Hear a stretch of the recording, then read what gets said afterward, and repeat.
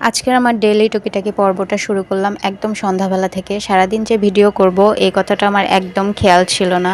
তাছাড়া আমি একটু ভিডিও করায় একদমই অভ্যস্ত না, কোনো মতো কয়েকটা ভিডিও করি অ্যান্ড ছেড়ে দেই। তো আসসালামু আলাইকুম সবাইকে, কি অবস্থা সবার? আমার ডেইলি টুকিটাকির 4 নম্বর পর্বে আপনাদের সবাইকে স্বাগতম। তো ছোট ভাইটার জন্য সুজি রান্না করে নিচ্ছিলাম। এর আগে কখনো আমি সুজি রান্না করি নাই, পরিমাপটাও জানতাম না। তারপরও একদম সুজি শেষ হয়ে গেছে। আম্মু অলরেডি টাউনে গেছিলো বাজার করার জন্য।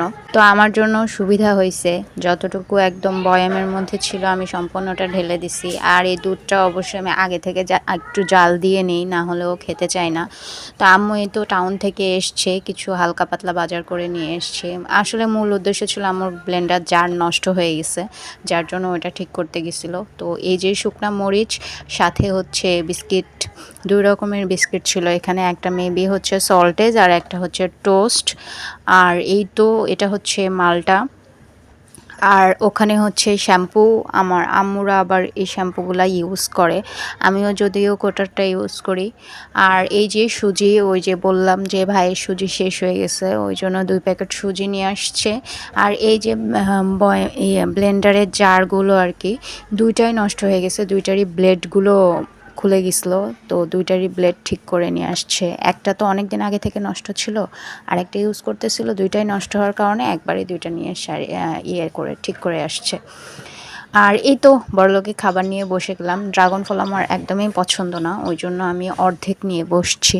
কিন্তু তারপরও রেগুলার একটু খাওয়ার চেষ্টা করতেছি, কারণ একটু ফিজিক্যালি সিক, আর ড্রাগনে নাকি অনেক পুষ্টিগুণ আছে।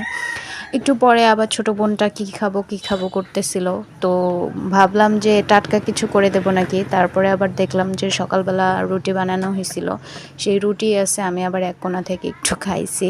তো ওইটাই ওকে চিনি দিয়ে দিছি, ও একদম মজা করে খাইছে। একটা খাওয়ার পর বলতেছে আরও খাবো। তে আমি আবার বলছি যে ভাত খাওয়ার টাইম হয়ে যাচ্ছে, এখন আর খাওয়া লাগবে না।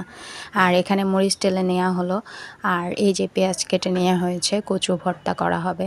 আর এই মরিচটা একদম গরম গরম হচ্ছে না, যদি ইয়ে করা হয় আর কি, গুঁড়া করা হয়, তাহলে পরে যখন ঠান্ডা হয়ে যায় তখন একদম নরম হয়ে যায়, নেতায় পড়ে, তখন আর হচ্ছে ভালোভাবে গুঁড়া করা যায় না।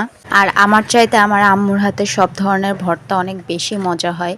আর এটা দেখে তো মন চাচ্ছিল আমি ওটা দিয়ে ভাত খাই, কিন্তু আমি ওইভাবে মরিচ পেঁয়াজ দিয়ে আমি ভাত খেতে পারি না, ঝাল খেতে পারি না এতটা।